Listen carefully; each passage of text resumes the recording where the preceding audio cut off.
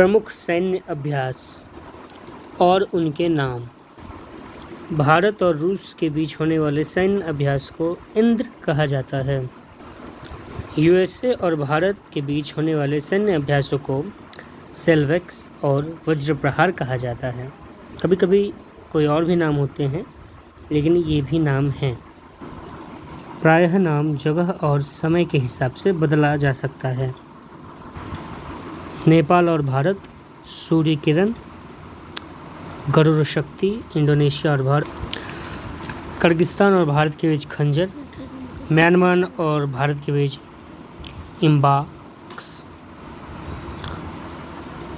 Kazakhstan और भारत के बीच में है प्रबल दोस्तीक, श्रीलंका और भारत मित्र शक्ति, ओमान और भारत अल नागह, थाईलैंड और भारत मैत्री, चीन और भारत हिंद इन हिंद, सिंगापुर और भारत अग्नियोद्धा, बांग्लादेश और भारत संप्रति, वियतनाम और भारत बिनबैक्स, मालदीव और भारत इक्वेरिन, चीन और भारत चीन इंडिया संयुक्त,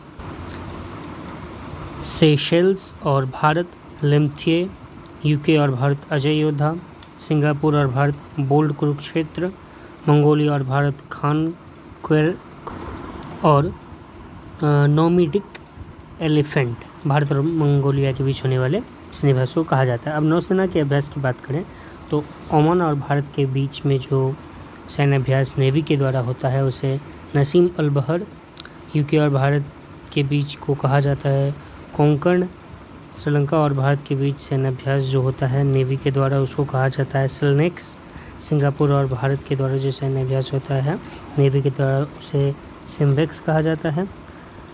जापान और भारत के बीच सहयोग के जिन, फ्रांस और भारत वरुण, ऑस्ट्रेलिया और भारत ओसेंडिक्स, यूएसए, जापान और भारत तीनों जब मिलकर संयुक्त रूप से करता है तो मालाबार, साउथ अफ्रीका, ब्राज़ील और भारत के बीच जब संयुक्त नेवी का अभ्यास सैन्य अभ्यास होता है तो उसे कहा जाता है IBSAMARAR।